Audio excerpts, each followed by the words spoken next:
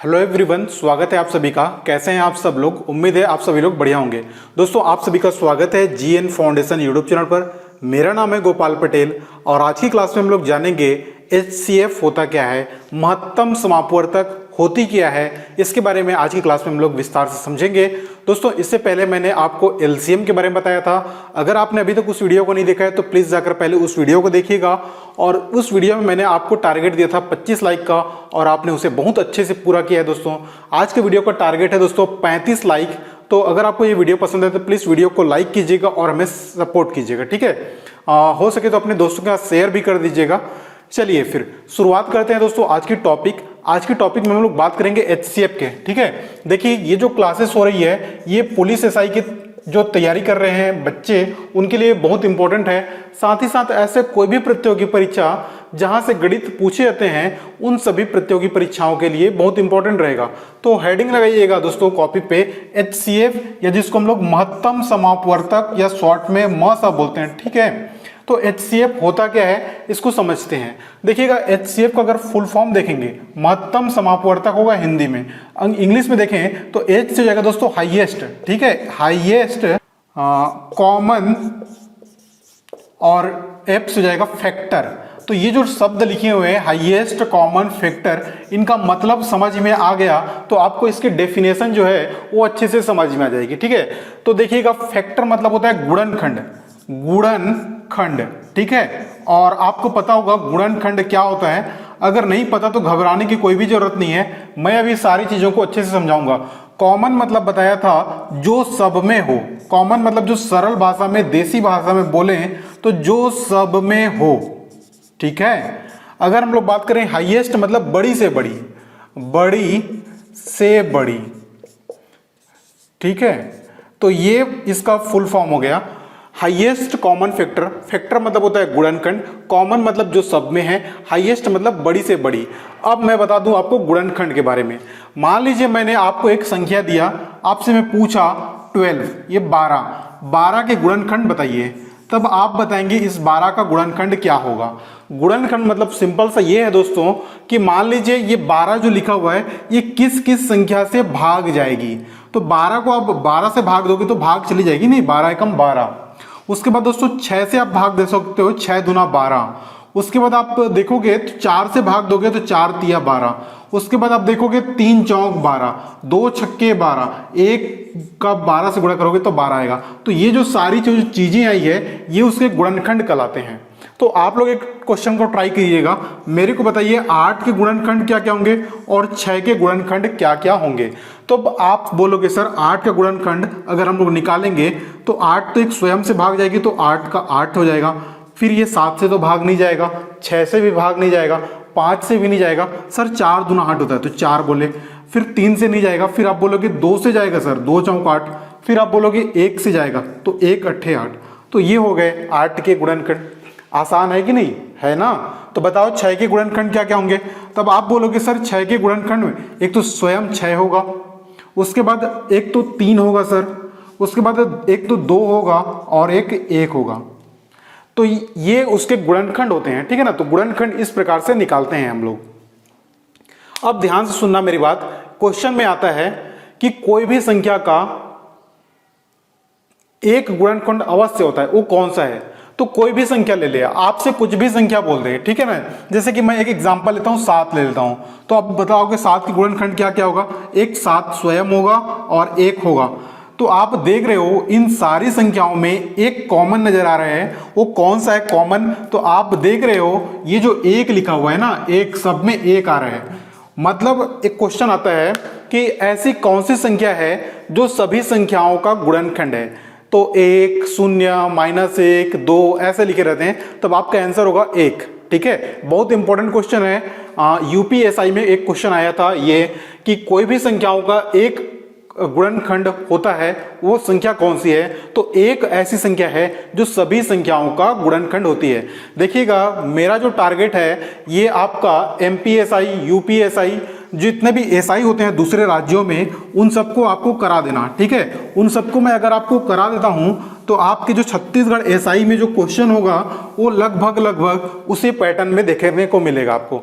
देखिएगा छत्तीसगढ़ एसआई में अभी तक एक बार ही पेपर हुआ है एसआई का, ठीक है, और वो भी बहुत पुराना हो चुका है, अभी हाल फिलहाल में कोई भी पेपर नहीं हुआ है, ठीक है। तो आप दूसरे राज्य जैसे कि एमपी का हो गया, यूपी का हो गया, इन सबके प्रीवियस ईयर क्वेश्चन को मैं आपको करा दूंगा, तो उसकी आप प्रैक्टिस जरूर करना, ठीक है। अब चलिए क्वेश्चन मैं फिर से लेता हूं, यहाँ पे आपको मैं बोलूं 12 का गुणनखंड बताओ, 8 का बताओ और 6 का, तो जल्दी से फटाफट से नोट करो बिना देरी करते हुए, ठीक है। तो आप बोलोगे सर 12 का तो 12 हो गया, फिर हो जाएगा आपका 6, फिर आप बोलोगे 4, फिर 3, फिर 2, फिर 1। अगर आपसे 8 का मैं पूछूं तो आप बोलोगे 8, फिर 4, फिर 2, फिर 1। अगर आपसे मैं बोलूं 6 का तो आप बोलोगे 6, एक तो 3 होगा, एक 2 होगा और एक 1 होगा। तो यहाँ तक तो समझ में आ गया होगा, ठीक है ना। तो ये गुणनखंड होते हैं। गुणनखंड मतलब ये सारी इस प्रकार से आप जो करते हो। इससे पहले वाले एलसीएम में बताया था आपको मल्टीपल। मल्टीपल मतलब था दोस्तों गुणज, ठीक है, गुणज, और यह है गुणनखंड।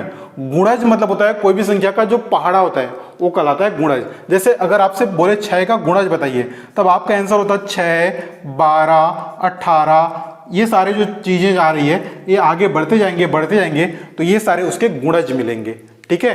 तो कोई भी संख्या है उसके कितने गुणज होंगे, तब आप बोलेंगे इनफाइनाइट, अनंत गुणज हो सकते हैं। लेकिन गुणनखंड, जो गुणनखंड होते हैं दोस्तों ये फिक्स हैं, ठीक है, ये इतने इतने ही हो सकते हैं, हर संख्याओं के लिए अलग अलग रहती है। लेकिन गुणज किसी भी संख्या के लिए अनंत गुणज हो सकते हैं। समझ में आ रही कि नहीं बात, बोलो हाँ या ना। कोई भी संख्या के गुणज कितने होते हैं, तो अनंत गुणज होते हैं। गुणनखंड तो एक निश्चित रहते हैं, लेकिन गुणनखंड के बारे में एक चीज आपको याद रखना है, सभी संख्याओं का एक कॉमन गुणनखंड है। वो क्या है, तो आप बोलेंगे सर एक सभी संख्याओं का कॉमन गुणनखंड है। चलिए अब आगे बात करते हैं गुणनखंड। तो मैंने आपको समझा दिया कि गुणनखंड होता क्या है। अब देखिएगा कॉमन की बात करें, जो सब में है। अगर आपसे क्वेश्चन पूछा रहता भैया 12, 8 और 6 का HCF या महत्तम समापवर्तक ज्ञात करो, तो अभी हम लोग महत्तम समापवर्तक निकाल रहे हैं। महत्तम समापवर्तक को हम लोग इंग्लिश में बोलते हैं हाईएस्ट कॉमन फैक्टर। फैक्टर मतलब समझ में आ गया है सर, कॉमन मतलब हम लोग को समझ में आता है जो सब में है। अब देखो एक तो सब में है कि नहीं, देखो ये सब में एक है, देखो 2 है कि नहीं सब में, तो आप बोल रहे हो सर 2 भी तो सब में है, तो ये 2 सब में है। देखो 3 है क्या सब में, इसमें और इसमें, ऊपर वाले और नीचे वाले में है 3, बीच वाले में 3 नहीं है, इसलिए ये सब में तो नहीं है। 4 को देखेंगे तो बीच वाले और ऊपर वाले में है 4, इसमें नहीं है तो उसको भी नहीं लेंगे हम लोग। 6 को देखोगे तो ऊपर वाले और नीचे में 6 है, तो जो सब में है उसको लेना है हमें। तो हमें तो जो सब में है वो 2 ही चीजें मिल रही है, एक तो 2 और एक तो 1। 2 और 1 ऐसे 2 संख्याएं हैं जो सभी में है। अब आएगा बड़ी से बड़ी। अब इनमें बड़ी से बड़ी कौन सा है, तो अब आप बोलोगे सर 2 है, मतलब इनका 12, 8, 6 का HCF कितना हो जाएगा, तब आपका आंसर क्या होगा मेरे भाई, आपका आंसर होगा 2। तो 12, 8, 6 का HCF होगा 2। ये तो समझ में आया कि HCF क्या होती है, ठीक है। अब इसको परिभाषा के रूप में लिखते हैं। परिभाषा के रूप में आप समझोगे तो स्पष्ट होगा चीजें। क्वेश्चन जब पैराग्राफ में आएगा या कुछ ऐसे क्वेश्चन आपको देखने को मिलेगा जो आपने कभी सॉल्व नहीं किया है, जब आपको बेसिक पता रहेगा कि LCM HCF होता क्या है, तभी उस क्वेश्चन को आप ट्राई कर पाओगे।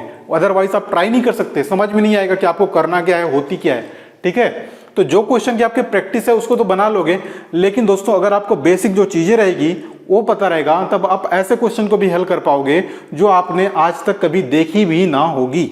तो चलो समझ में आ रहा है तो आगे बढ़ते हैं और डेफिनेशन को लिखते हैं, ठीक है।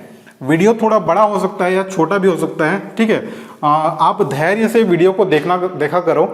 सारी चीज़ों को आपको CGSI का, CG पुलिस का, यानी CG में जितने भी आपके डिफेंस वाले जितने भी एग्जाम हो गए आपके, वो सारे क्लासेस मैं करा रहा हूँ। आप बिल्कुल बने रहिएगा, ठीक है। चलिए अब इसका डेफिनेशन लिखते हैं। हाईएस्ट कॉमन फैक्टर महत्तम समापवर्तक का डेफिनेशन क्या होगा, तो लिख सकते हो जो HCF होगा ना, HCF या जिसको आप बोलते हो महत्तम समापवर्तक, ये जो महत्तम समापवर्तक या HCF क्या है, वह बड़ी से बड़ी संख्या, डेफिनेशन जरूर लिखना कॉपी में, वह बड़ी से बड़ी संख्या, वह बड़ी से बड़ी संख्या जो दी गई जो दी गई प्रत्येक संख्या को, जो दी गई प्रत्येक संख्या को पूरा पूरा, जो दी गई प्रत्येक संख्या को पूरा पूरा विभाजित कर दे। विभाजित यानी कि डिवाइड, विभाजित मतलब होता है दोस्तों डिवाइड, डिवाइड कर दे, HCF कहलाता है। तो वह बड़ी से बड़ी संख्या जो दी गई प्रत्येक संख्या को पूरा पूरा विभाजित कर दे या डिवाइड कर दे, वो HCF कहलाती है। यानी कि दी गई संख्या है, मान लीजिए A B C कुछ भी हो सकता है, तो HCF नीचे लिखेंगे जो डिवाइड कर रहा है। कहने का मतलब ये दोस्तों कि यहाँ पे HCF आया है 2, तो अगर आप 12 को भी 2 से भाग दोगे, 12 को भी 2 से भाग दोगे तो पूरा पूरा भाग चला जाएगा।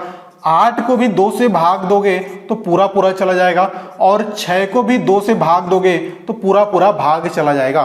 2 से बड़ी और कोई भी संख्या नहीं मिलेगी, 2 से बड़ी और कोई भी संख्या नहीं मिलेगी जो 12, 8 और 6 को अलग अलग भाग दे दे। अगर आप यहाँ पे लिखोगे सर 4 लिखते हैं यहाँ पे, अगर इनका HCF आप 4 बोलोगे तो देखो 4 से तो 12 भाग चला जाएगा, 4 तिया 12, 4 से 8 भी भाग चला जाएगा, 4 दूना 8, लेकिन 4 से 6 को भाग आप नहीं दे सकते। ठीक है, पूरा पूरा भाग थोड़ी जाएगा, शेष बच जाएगा ना। अगर आप इसको भाग दोगे तो पूरा पूरा थोड़ी जाएगा मेरे भाई, ये 4 और ये 6, तो 4 एकम 4, यहाँ पे 2 शेष बच रहे हैं ना, तो शेष बच जाएगा। तो 2 ऐसी, इन सब का HCF 2 है, मतलब इसका ये मतलब है कि 2 वो बड़ी से बड़ी संख्या है सर जो दी गई प्रत्येक संख्या को विभाजित कर दे। ठीक है, LCM और HCF में थोड़ा सा अंतर है, उसको मैं आपको बताता हूँ। स्क्रीनशॉट रखिए इसका जल्दी से, उसके बाद मैं एक और चीज बताता हूँ, उसको आप नोट करना, उसको समझना। देखिएगा, जो नए स्टूडेंट हैं चैनल को सब्सक्राइब कर लीजिएगा, और जो पुराने स्टूडेंट हैं यानी कि जो चैनल को सब्सक्राइब कर चुके हैं वो टेलीग्राम ग्रुप में और आपके व्हाट्सएप ग्रुप में जरूर ज्वाइन कर लेना। ठीक है, कुछ इंपॉर्टेंट अपडेट्स भी देने रहते हैं, तो मैं आपको वहाँ पे ग्रुप पे शेयर करूँगा। ठीक है, तो आप लोग जरूर ज्वाइन कर लो। अब देखो दोनों में अंतर क्या है सर, LCM और HCF में। देखिए बहुत छोटा सा अंतर है, और वो आपको समझना होगा, तभी आप चीज़ों को अच्छे से समझ पाएंगे। देखिए LCM और HCF की बात करें तो अभी मैंने आपको HCF बताया। HCF वो बड़ी से बड़ी संख्या है जो दी गई संख्याओं को विभाजित कर दे। मान लीजिए दी गई संख्याएं A B C, कुछ भी हो सकता है A B C की जगह, तो HCF इन सबको अलग अलग विभाजित करती है। अगर LCM की बात करें तो वह छोटी से छोटी संख्या जो दी गई संख्याओं से विभाजित होती है, ये भाग जाता है। HCF क्या करता है, भाग देता है, भाग देता है, डिवाइड करता है, भाग देता है, डिवाइड करता है। अगर LCM की बात करें तो वह छोटी से छोटी संख्या जो दी गई प्रत्येक संख्याओं से पूरा पूरा विभाजित हो जाती है। अगर हम लोग बात करें तो LCM जो है ना दोस्तों, LCM जो मान लो दी गई संख्या है A B C, तो कोई भी 3 संख्याएं दी हुई है A B C, उसको पूरा पूरा विभाजित कर देंगे। ठीक है, LCM। दोनों चीजें क्लियर है क्या सबको?